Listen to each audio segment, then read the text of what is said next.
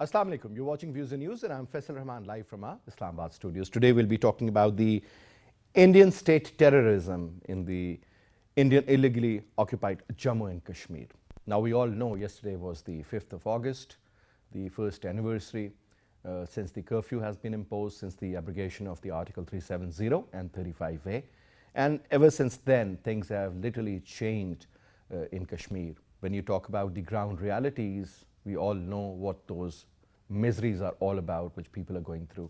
Whether you talk about food, drinking water, medical facilities, schools, colleges, universities, transport, they have no facility as such. When you talk about this particular section regarding the curfew, nobody can come out of their houses, nobody can protest, nobody is allowed to step out, because if somebody does, they'll be shot dead. Now, this is what exactly the military of Indian, I would say, trigger-happy mindset is doing out there. At the same time, when we talk about a very brilliant move by the Chinese, now they'll be presenting this cause and case of Kashmir again in the United Nations. I think that has also unnerved the Indian authorities. At the same time, now the foreign minister has said that the OIC is to stop dragging feet on Kashmir meeting, and he means business this time. OIC has to play a very major role, and he in fact mentioned that on the behest of the Saudis, we did not attend the KL summit, and at the same time, now when we need them, we want them to lead from the front regarding this very huge problem where the Muslims are being suppressed, being killed. I think Saudi Arabia and a couple of other Muslim countries really need to take a major step to put a halt to this, what is going on in Kashmir. At the same time, when we talk about the Indian military siege in the Indian occupied Kashmir, we'll be throwing light on that aspect. Plus, when we say that the Indian, so they call themselves the largest democracy, but they are no more secular. That concept has been eroded, that has come to an end now. It is more of Hindustan, a place for the Hindus, by the Hindus, and that is it. Primarily, when you talk about the minorities, and in particular about the Muslim minority, which shouldn't be called a minority, there are over 20 crore people, 200 million. But look at the living standards, look at what is happening to them, look at the way their jobs have been snatched away in the Indian illegally occupied Kashmir, and that has resulted in extreme economic depression there as well. 40,000 crores. I mean, this is the estimate of the loss during the last 1 year in the Indian illegally occupied Jammu and Kashmir. To talk about this, let me introduce you to our panelists. We have with us Dr. Talat Shabir Saab. Talat Shabir Saab is an expert on South Asia. He's going to join us on the Skype. Thank you very much, Dr. Talat Shabir Saab, for taking out your time and being a part of the show. Thank you very much. And we'll also be joined in by Imran Jan Saab. Again, needs no introduction. He's a senior columnist and is also a journalist. Thank you very much, Imran, for taking out your time as well and being a part of our show. And we'll be taking Dr. Jameel Ahmed Khan Saab, the former ambassador, on the telephone line as well. But let me start off from you, Dr. Talat Shabir. First of all, sir, almost a year now, rather a day over than a year, since the abrogation of the Article 370 and 35A, and the special status of the Kashmiris that was snatched away by the Indian authorities, which is not accepted by the neighbors, by the Kashmiris, or by anyone. But this sort of an aggression, I would say, or a rule that the center is going to control every single activity in the Indian illegally occupied Jammu and Kashmir, and the people have no right now. First of all, your take on that part, sir. How is it going and where is it leading now? Thank you very much. I think when we talk of the Indian atrocities in Kashmir and the step that India took 1 year back with regard to suppression of Kashmiris and with regard to status of Kashmiri people, it was a unilateral action, and which had very strong criticism by not only the neighbors but across the world. What is very good, what is very encouraging was that this time when we came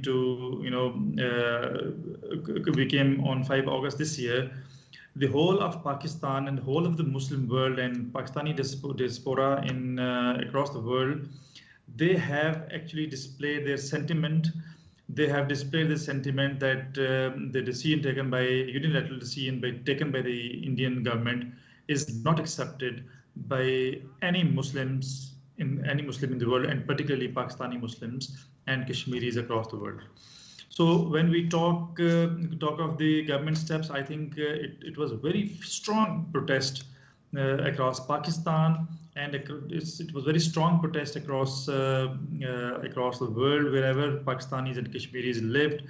It was very strongly notified to the world community that look, I think the time is now up for atrocities, and we must find solution to this problem, which is now have become purely humanitarian issues, and it's not something that you can just close your eyes on, and you have to the world has to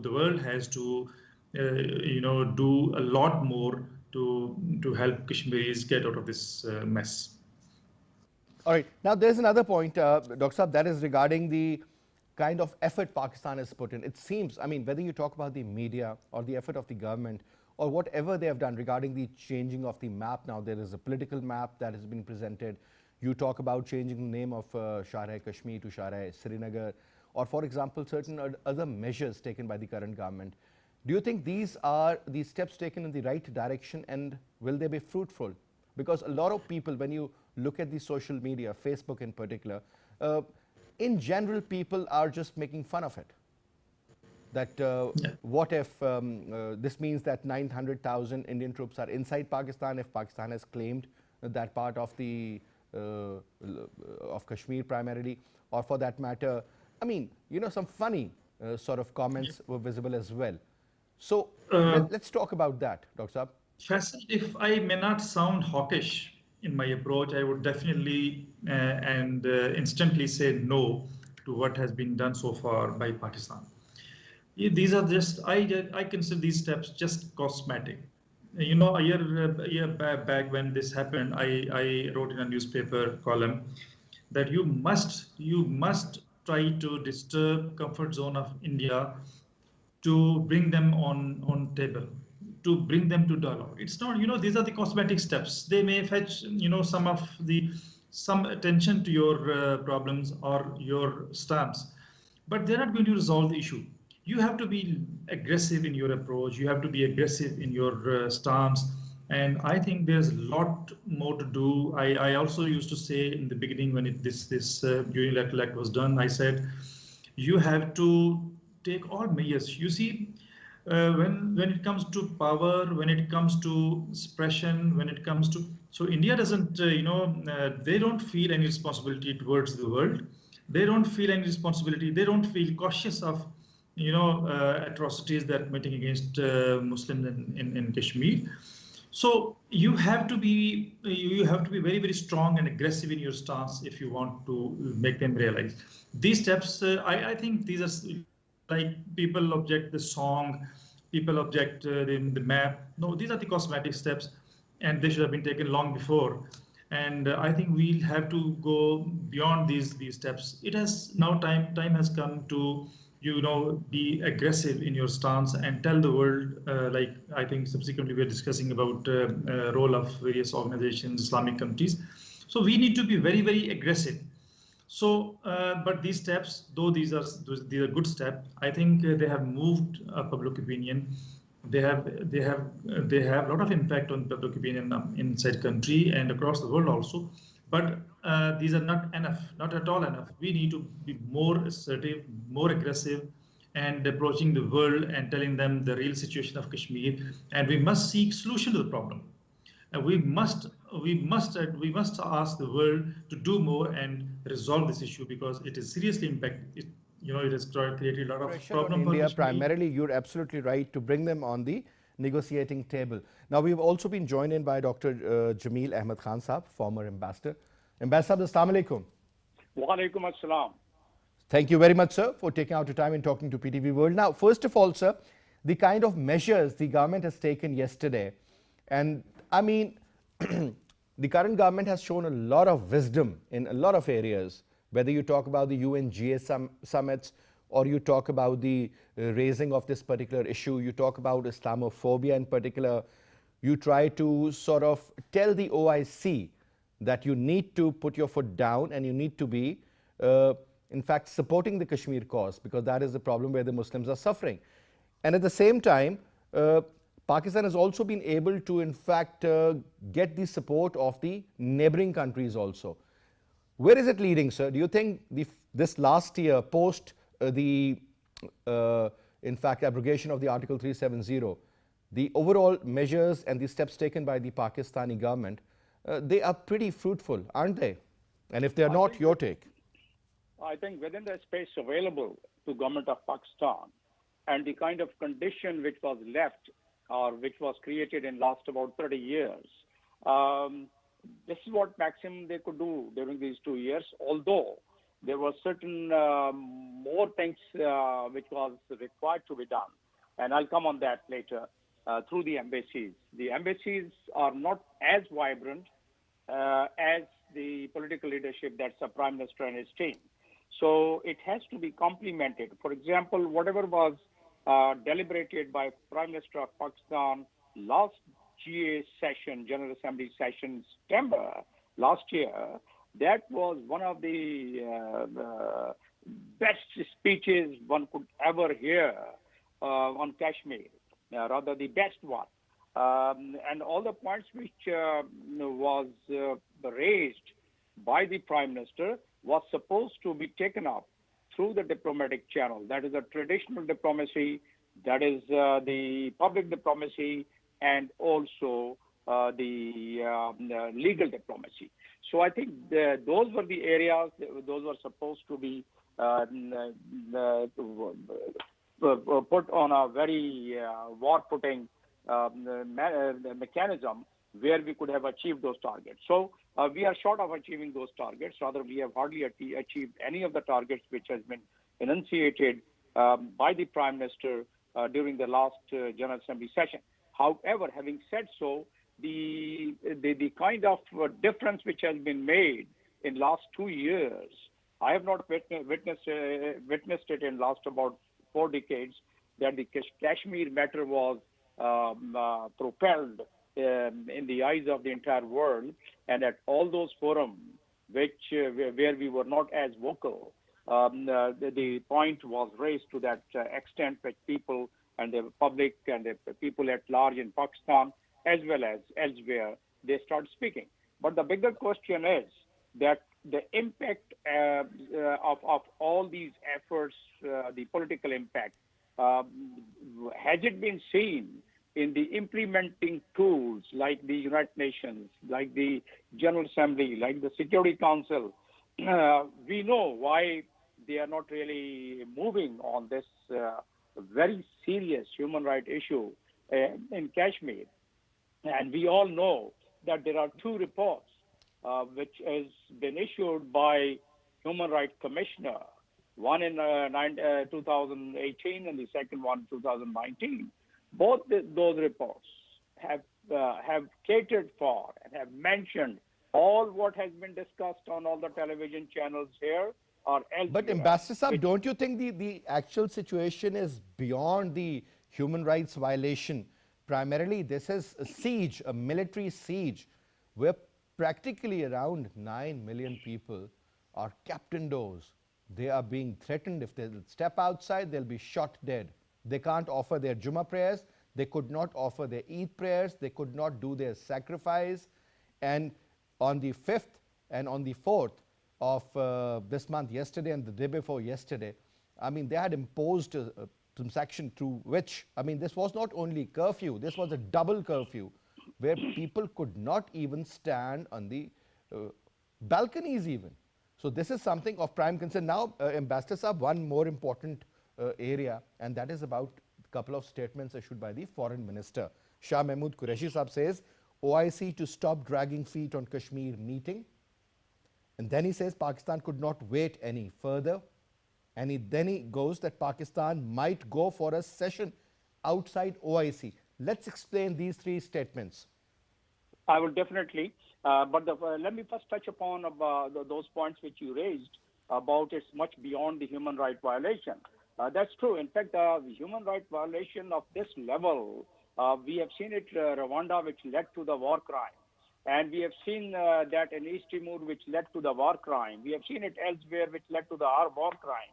Whatever is happening in Kashmir, it's all leads to the war crime, and it's as serious as anything else. And the blatant violation of the international law, which is about 17 UN resolutions on the Kashmir issues, starting from 47, resolution number 47. Now, coming on the statement of the foreign minister, this is the best statement I've ever monitored and read during my entire service and my entire career and my entire educational period of time. That at least he's now very vocal, and he has himself mentioned that he's not following the diplomatic. He's not going to use those diplomatic words and stay in those parameters. Now is the time. He has said that there is no dilly-dallying, and we are going to take up this matter. Now, why he has said so, that we have to identify. After the 46th session of Council of Foreign Ministers, which was supposed to be held, that was held in March 2019. And again, it is supposed to be held according to a charter every year. Now, Foreign Minister wrote, in fact, Foreign Ministry wrote to the Secretariat of the OIC about convening this meeting, and they are reluctant in convening this meeting. And Foreign Minister has very clearly mentioned that their reluctance is by the Saudi Arabia. And that reluctance is quite understandable, because if the Kashmir matter comes in, and if the member state, the Council of Foreign Ministers over there, they will find quite a number of them favoring and passing a resolution. I'll just get back to get back to you, sir. Now, let me put this question to Dr. Talat Shabir Saab. Now, the role of Saudi Arabia, since the headquarters of OIC there in Jeddah, and the primary focus, I mean, whenever you talk about OIC, it revolves around Saudi Arabia. Primarily, it's a rich state, it's a big country with a lot of resources, and it has a lot of clout on the Middle Eastern countries as well as on other Muslim countries in Africa even, or otherwise for that matter. Now, the point is that when we hear that if Narendra Modi goes to Saudi Arabia and there he receives the highest civil award, and then at the same time when we talk about the KL summit, we get to hear through the Turkish president that there was some sort of a pressure on Pakistan through the Saudis, so they did not attend. And later on today, in fact, the FM was very clear upon this, that we did not attend because of Saudi Arabia. Now, the point is, sir, that on one side, we say that the sovereignty of Saudi Arabia is our problem because of the two holy mosques, and we believe that this is our duty. And obviously, a lot of soldiers are there for training purposes and otherwise from the Pakistani side. But having said that, now, sir, don't you think the time has come now that a couple of countries, they need to decide that which path they are following, whether they are with us or with the opposite party? Your take, Dr. Shabir. I would agree with Excellency when he says that this was the first step that was taken with regards to Kashmir, and it's a very firm stance that our foreign minister has taken. You see, now the OIC is at the verge of celebrating its 50th anniversary, of establishment. And they have passed around 3,000 resolutions, and we do not hear anything meaningful done by OIC. And particularly when we say we'll stand by Saudi Arabia whenever they need us, so Saudi Arabia too has responsibility towards us. Now, the Foreign Ministers Council's meeting that is requested by Pakistan was not convened by OIC, is a reflection of what their intentions are. You see, it's just very clear intention that they wish to oblige India, and they don't care about Pakistan. This is very clear. Now, let's be very straight. Like Foreign Minister was very candid in his talk, in his statement, and he also mentioned that it's not emotional, or it's not it's very well considered opinion that now is the time that we must take stance. And there was And he also acknowledged, he also admitted that the Malaysia conference was also not attended by Pakistan on the request of Saudi Arabia. So you look at whatever we have been obliging you. We have been, even if it was not desired by most Pakistani scholars, academias, and even population. So still we did. Now this was very clear, and there is a possibility of having a parallel organizations. Like he also said that if Saudi Arabia doesn't, or for that matter, OIC doesn't convene a meeting, so there will be a meeting convened of countries outside, the camp that they don't want to invite. Now you see, in March 2019, in the OIC meeting, they invited Indian foreign minister for a I speech. remember, yes. Look at the kind of embarrassment they create for us. Look at the kind of diplomatic mess they create for us to settle. So I think this is very right statement, and this is very right time that you have to ask the world, Muslim world, either you are with us or you're not with us, so that we know that we have to fight this battle ourselves, and we do it. So I not only I rather in the last year when it happened, and I was of the view that we must move OIC, though people say it's not that competent, or an organization that does not have capacity to handle such issues.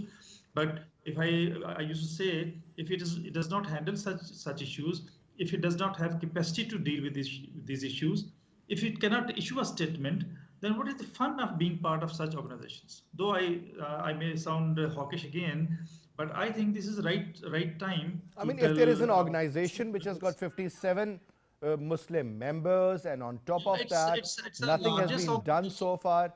I mean, the two oldest cases, whether you talk about the yes, Palestinian issue or the it's Kashmir issue, they are still its pending. largest forum after United Nations. You see, it's largest forum after United Nations. If you can have a voice, then your voice will be heard. So they must Absolutely. realize that if they have a voice, they Because when should you they talk should. about a parallel forum, I mean, but that parallel forum should be effective, should be able to give some sort of statements, should be able to influence other countries as well. Because otherwise, if there is a Islamic conference, uh, it doesn't have any value, and it doesn't carry any value either. And now, Imran Jan Saab, coming to you now, sir. Tell us, first of all, your take on the overall position that Pakistan took. And now a couple of very strong statements from the foreign minister regarding the OIC. And when we talk about a parallel organization, whether you talk about Turkey inducting Iran, for that matter, Malaysia, Pakistan, and a couple of other like-minded countries for that matter, I mean, if they join hands, they make a group, and they can exert some sort of pressure on certain countries like India for that matter. Your take on that part, Imran Jan? First of all, I'm sorry, my network had some issue, but I do want to say that it is really the time that Pakistan needs to realize to go for a realignment of its relationship, of its alliances. Because as you mentioned, Faisal, in the introduction of the show, Pakistan chose not to attend the Kuala Lumpur summit. And we did that because the Saudis and the United Arab Emirates told us so, and they did not, they were getting upset. Now, what this government is doing is it's literally translating the famous Mario Puzo statement from The Godfather: "Keep your friends close, but enemies closer." We are not keeping our friends close. We're keeping our enemies closer. That's what we're doing. Turkey is our great friend. Malaysia imports its palm oil to India. It exports its palm oil to India. It risked that business only for the cause of Kashmir. The Mahathir Mohamad said at the time, we do not compromise on our stance for the sake of profits and business. I mean, that's how far they went. And we did not even attend that conference. So that was a mistake. Now, I really respect that Foreign Minister Shah Mahmood Qureshi has said that Pakistan is urging the OIC Forum of the Foreign Ministers to come together and address this issue. And even China has taken up the issue at the United Nations. I would really respectfully like to ask, what will that accomplish? Even if that meeting does happen, even if, let's say, OIC wakes up tomorrow morning and says, you know what, we're going to have that meeting eventually of all the countries and their foreign ministers, what is it going to do? Nothing. UAE gave the Order of the Zayed, their highest civilian award, to India, and even made them attend the OIC meeting, despite the fact that Pakistan vehemently rejected to that. They still did that.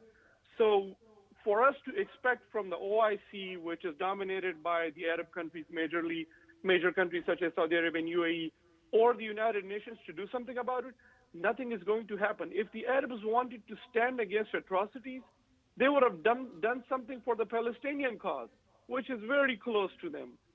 The biggest enemy of Palestine and Kashmir are not Israel and India per se, but are the absence of unity in the Muslim Ummah. That is what is driving it. That is what is causing it. So for us to, say India is doing that, of course India is doing bad things. Of course India has put Kashmir in a lockdown. The world is in a lockdown due to the virus for the last few months. Kashmir has been under a very strict lockdown for the last full year now. And I'm not even counting the time before that, when there was so much torture and other such brutalities. So So Imran, my do you take think the is time has come to call a spade now? Enough has been done. One absolutely. has to live in a very clear mindset. There are no more gray areas. It should be very clear, black or white. Exactly. I do want to mention that Mohammed bin Zayed, who is the ruler of UAE and I guess the governor or something of Abu Dhabi, he's the one who encouraged Mohammed bin Salman in Saudi Arabia to become the de facto ruler of Saudi Arabia. And his one unmistakable advice to MBS was be pro-American and pro-Israel if you want to be successful and if you want to have a good life. So the Arabs are not going to compromise on their gold Mercedes and gold bathrooms just for the sake of Kashmir or Palestine. We are expecting too much from them. They are not going to do anything. We need to look at the people who are really standing up with us, such as Turkey, such as Malaysia, as I mentioned. They risk their business for the cause of Kashmir. And we are only talking and tweeting and naming highways, which is great, but what is it that is substantial that we are doing? In my view, absolutely nothing. The tweets, the meetings All are right. going to accomplish nothing.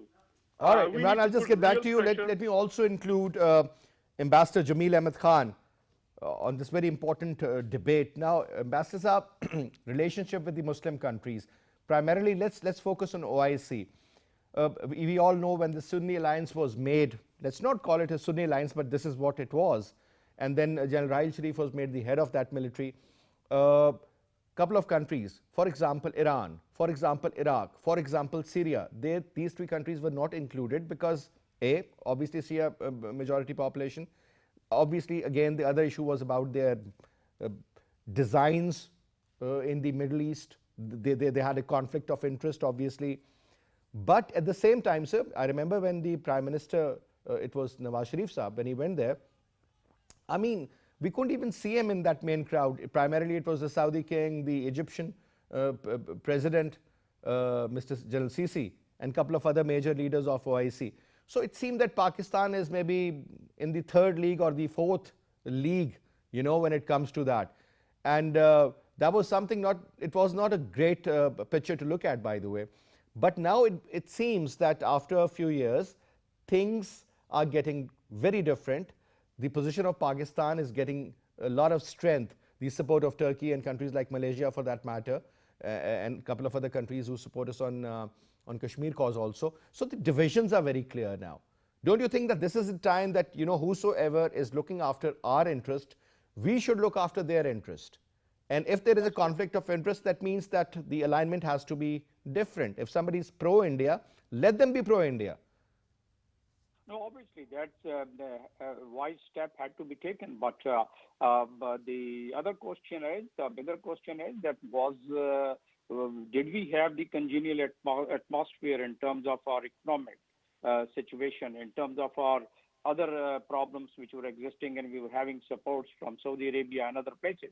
I guess in last 2 years, the current government and the leadership, they were able to gather that much of a strength, both moral and otherwise, that they could come up with this kind of a statement, which you are discussing today of the foreign minister.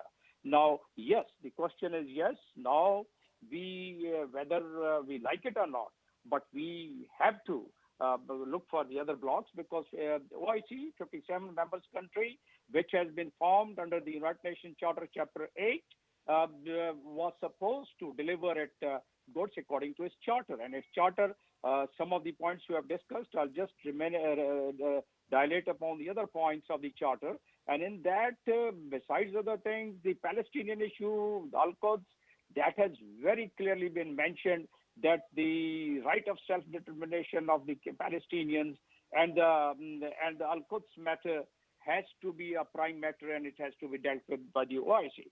Never it happened, even while the capital of the United States, the embassy was being shifted from Tel Aviv to Jerusalem. There was, in fact, there was so much of division within the OIC while they had called the meeting the summit of the kings and the head of the government and head of the state in Turkey. And at that time, there were advices issued to certain head of the states that don't attend that meeting, which was called in Turkey the summit. So we can see the division state. I was ambassador in UAE, and I was advised by a very important, significant personality of UAE that please advise your government that they should not be issuing statements. There were just few statements against the USA. So please advise the government, look at us, that we never speak about the United States at any stage. So we have to have a very good relations with them. So under those circumstances, you also mentioned about the Islamic Alliance military, Islamic military alliance. If you would remember, the president of the United States, once he came, and he headed the summit of the head of states of all Islamic countries. At that time, he had announced that the Islamic countries should have their own force and they should work like a NATO. And they had put Pakistan's flag without even consulting Pakistan while having their first press conference. So that is where we stood at that time. But the question is that shall we continue expecting any result from the OIC? The answer is no. They have not been able to resolve any matter which is enunciated in their charter. So therefore, we should not be expecting in a high time that we should call a meeting, as the foreign minister has very clearly indicated that he'll be compelled to advise the prime minister to call for a meeting. And then these regional organizations, regional blocs, which has its own history from 18th century, they definitely have its own weightage in the United Nations. They have their observers status in the United States.